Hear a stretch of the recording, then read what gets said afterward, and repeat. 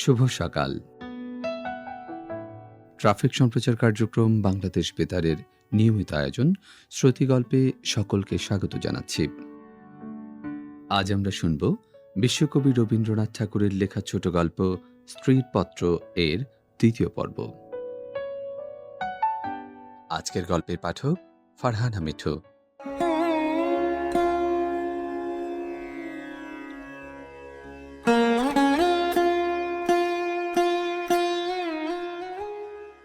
বিধবা মার মৃত্যুর পর আমার বড় জায়ের বোন বিন্দু তার খুড়তুতো ভাইদের অত্যাচারে আমাদের বাড়িতে তার দিদির কাছে এসে যেদিন আশ্রয় নিলে, তোমরা সেদিন ভাবলে এ আবার কোথাকার আপদ। আমার পোড়া স্বভাব, কি করব বলো। দেখলুম তোমরা সকলেই মনে মনে বিরক্ত হয়ে উঠেছ।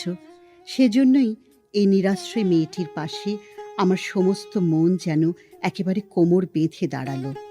পরের বাড়িতে পরের অনিচ্ছাতে এসে আশ্রয় নেয়া, সে কত বড় অপমান। দায় পড়ে সেও যাকে স্বীকার করতে হলো, তাকে কি একপাশে ঠেলে রাখা যায়?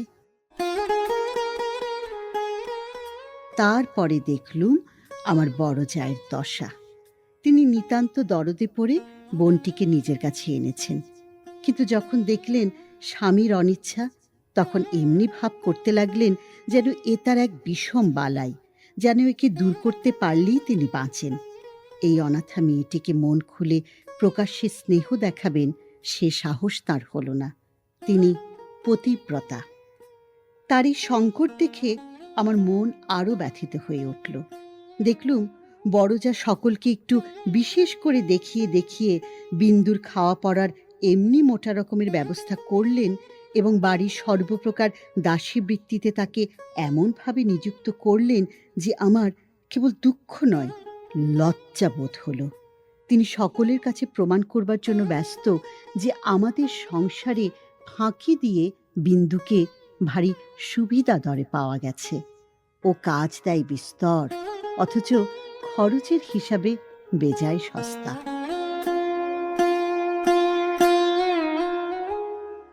আমাদের বড় জায়ের বাপের বংশে কুল ছাড়া আর বড় কিছু ছিল না, রূপও না, টাকাও না।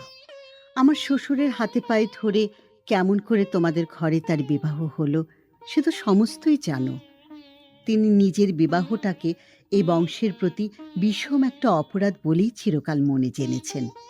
সেজন্যে সকল বিষয়ে নিজেকে যতদূর সম্ভব সংকুচিত করে তোমাদের ঘরে তিনি অতি অল্প জায়গা জুড়ে থাকেন। কিন্তু তার এই সাধু দৃষ্টান্তে আমাদের বড় মুশকিল হয়েছে। আমি সকল দিকে আপনাকে অত অসম্ভব খাটো করতে পারিনি। আমি যেটাকে ভালো বলে বুঝি, আর কারো খাতিরে সেটাকে মন্দ বলে মেনে নেওয়া আমার কর্ম নয়। তুমিও তার অনেক প্রমাণ পেয়েছ। বিন্দুকে আমি আমার ঘরে টেনে নিলুম। দিদি বললেন, মেজবউ গরিবের ঘরের মেয়ের মাথাটি খেতে বসলেন। আমি যেন বিষম একটা বিপদ ঘটালুম, এমনিভাবে তিনি সকলের কাছে নালিশ করে বেড়ালেন। কিন্তু আমি নিশ্চয়ই জানি তিনি মনে মনে বেঁচে গেলেন। এখন দোষের বোঝা আমার উপরেই পড়ল। তিনি বোনকে নিজে যে স্নেহ দেখাতে পারতেন না, আমাকে দিয়ে সেই স্নেহটুকু করিয়ে নিয়ে তার মনটা হালকা হলো। আমার বড় জা বিন্দুর বয়স থেকে 2-4টে অঙ্ক বাদ দিতে চেষ্টা করতেন, কিন্তু তার বয়স যে 14-এর চেয়ে কম ছিল না, এ কথা লুকিয়ে বললে অন্যায় হতো না। তুমি তো জানো সে দেখতে এতই মন্দ ছিল যে পড়ে গিয়ে সে যদি মাথা ভাঙত তবে ঘরের মেঝেটার জন্যই লোকে উদ্বিগ্ন হতো।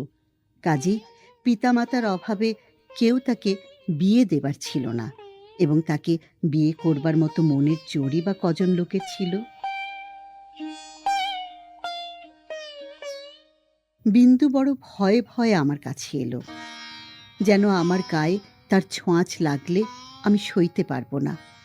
বিশ্ব সংসারে তার যেন জন্মাবার কোনো শর্ত ছিল না, তাই সে কেবলই পাশ কাটিয়ে চোখ এড়িয়ে চলত।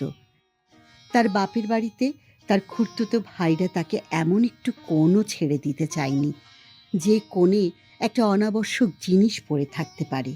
অনাবশ্যক আবর্জনা ঘরের আশেপাশে অনায়াসে স্থান পায়, কেননা মানুষ তাকে ভুলে যায়। কিন্তু অনাবশ্যক মেয়ে মানুষ যে একে অনাবশ্যক, আবার তার উপরে তাকে ভোলাও শক্ত, সেজন্যে আস্থা করেও তার স্থান নেই। অথচ বিন্দুর খুড়তুতো ভাইরা যে জগতে পরমাবশ্যক পদার্থ তা বলবার জো নেই, কিন্তু তারা বেশ আছে। তাই বিন্দুকে যখন আমার ঘরে ডেকে আনলুম, তার বুকের মধ্যে কাঁপতে লাগলো। তার ভয় দেখে আমার বড় দুঃখ হলো। আমার ঘরে যে তার একটুখানি জায়গা আছে, সেই কথাটি আমি অনেক আদরে তাকে বুঝিয়ে দিলুম। কিন্তু আমার ঘর শুধু তো আমারই ঘর নয়, কাজেই আমার কাজটি সহজ হলো না। ২-৪ দিন আমার কাছে থাকতেই তার গায়ে লাল লাল কি উঠল। হয়তো সে ঘামাচি, নয়তো আর কিছু হবে। তোমরা বললে বসন্ত, কেননা ও যে বিন্দু।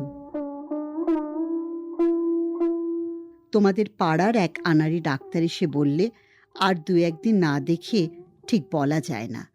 কিন্তু সেই ২-১ দিনের সবুর সইবে কে? বিন্দু তো তার ব্যামোর লজ্জাতেই মরবার জো হলো।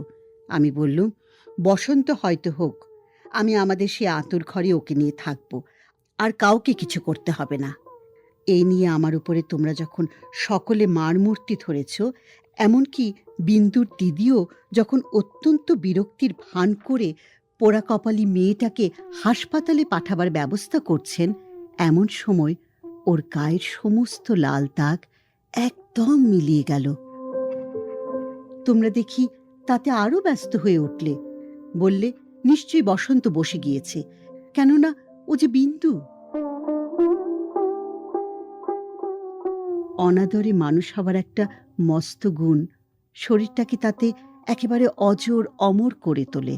ব্যামো হতেই চায় না। মরার সদর রাস্তাগুলো একেবারেই বন্ধ। রোগ তাই ওকে ঠাট্টা করে গেল, কিছুই হলো না। কিন্তু এটা বেশ বোঝা গেল, পৃথিবীর সবচেয়ে অকিঞ্চকর মানুষকে আশ্রয় দেওয়াই সবচেয়ে কঠিন। আশ্রয়ের দরকার তার যত বেশি, আশ্রয়ের বাধাও তার তেমনি বিষম। আমার সম্বন্ধে বিন্দুর ভয় যখন ভাঙল, তখন ওকে আরেক গেরোয় ধরল। আমাকে এমনি ভালোবাসতে শুরু করলে যে আমাকে ভয় ধরিয়ে দিলে। ভালোবাসার এরকম মূর্তি সংসারে তো কোনোদিন দেখিনি।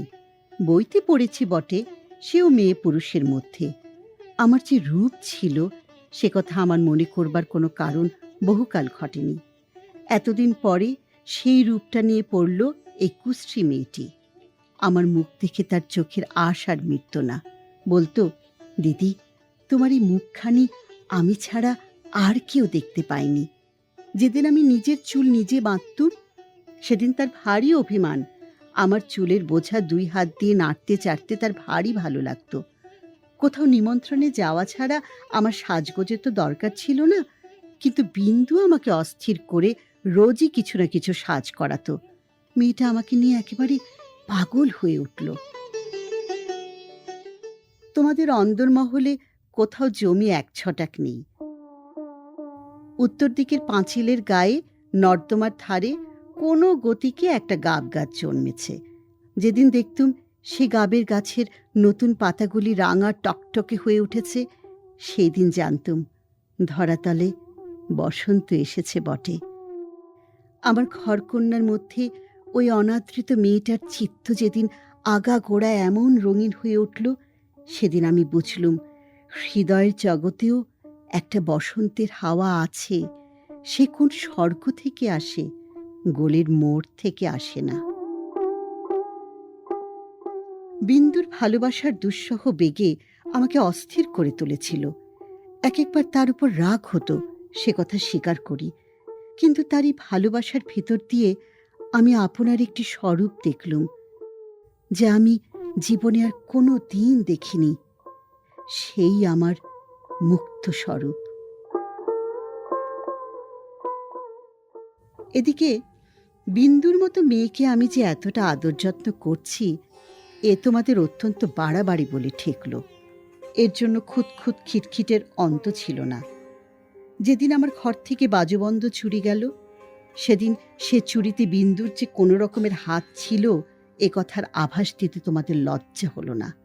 যখন স্বদেশী হাঙ্গামায় লোকের বাড়ি তল্লাশি হতে লাগলো, তখন তোমরা অনায়াসে সন্দেহ করে বসলে যে বিন্দু পুলিশের পোষা মেয়েচর। তার আর কোনো প্রমাণ ছিল না, কেবল এই প্রমাণ যে ও বিন্দু।